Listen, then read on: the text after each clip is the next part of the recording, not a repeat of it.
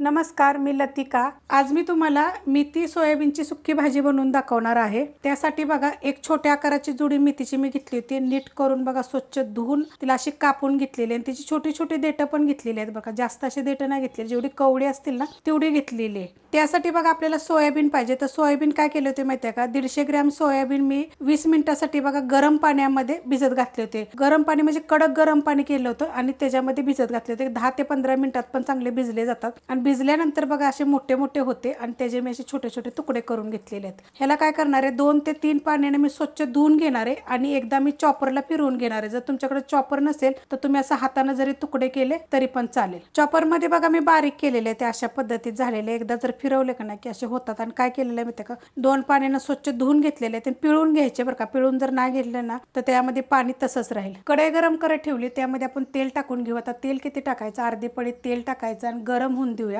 तेल चांगलं कडक गरम झालेलं आहे। त्याच्यामध्ये ह्या 4 पाकळ्या लसणाच्या बघा अशा फोडून घेतलेल्या आहेत। 1 मिनिटभर फक्त त्या पहिल्या भाजून घ्यायच्या बघा। असा कलर चेंज झाला की नाही की लाल एकदम करायची नाही, तर अर्धा चमचा मोहरी टाकायचे, अर्धा चमचा जिरे टाकायचे आणि त्याच्यामध्ये एक मोठ्या आकाराचा कांदा बघा चॉपरला बारीक केलेला आहे। आता हा कांदा चांगला भाजून घेऊया आपण।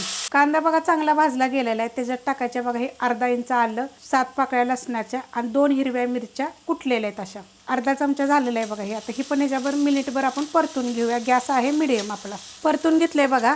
आता त्यात टाकायचे एक टोमॅटो, मिडियम आकाराचा आहे आणि तो पण असा मोठा मोठा कापून घेतलेला आहे। एकदम बारीक चॉपरला केला तरी चालेल। त्यात आत्ताच टाकायचे आपल्याला चवीनुसार मीठ आणि एक 2 मिनिटं एकसारखं आपण हे परतून घेऊया। परतून घेतलेलं आहे बघा, मस्त असं टोमॅटो आपलं सॉफ्ट झालेलं आहे। गॅस करणारे आहे बारीक। त्यात टाकायचे कांदा लसूण मसाला 1 चमचा, तुमच्या तिखटाप्रमाणे टाका।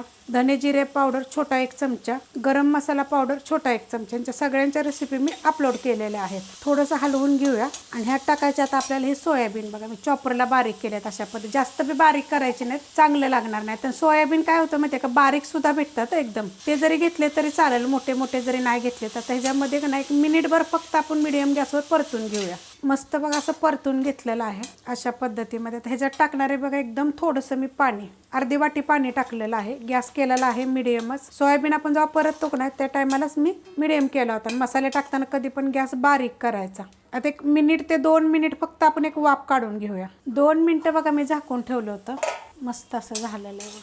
आता ह्याच्यात टाकायची आपल्याला ही भाजी, एकदम बघा अशी बारीक कापून घ्यायची। थोडी देठं जरी असली तरी चालेल। आता हे पहिले मी मिक्स करून घेते। गॅस आहे मिडियमच आपला। मिक्स करून घेतलेली आहे बघा, अशा पद्धतीत मिक्स झालेली आहे। पूर्ण सगळी अशी मिक्स चांगली झाली का नाही की एक जागी करायची आणि त्याच्यावर ठेवायचं एक 2 मिनिटासाठी परत आपण झाकण।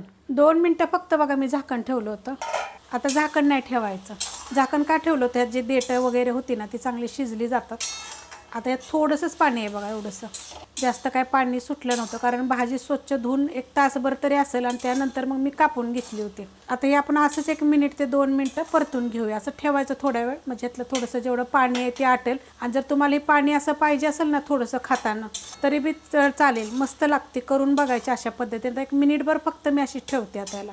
2 मिनिटं बघा मी परतून घेतलेली आहे अशा पद्धतीत। पाणी बघा ह्यातलं कमी झालेलं आहे, थोडंसं हलकंसं पाणी आहे, कारण ही पाणी मग कसं तुम्ही जर ही ज्वारीची भाकरी, बाजरीची भाकरी, चपातीवर, फुलक्यावर जरी खाल्ली ना किंवा पुरी बरोबर जरी खाल्ली तर 1 नंबर लागते। करून बघा अशा पद्धतीने। खूप रेसिपी मी वेगवेगळ्या पद्धतीने दाखवते। रेसिपी आवडली की लाईक करा, सबस्क्राईब करा, कमेंट करा आणि शेअर बी करा।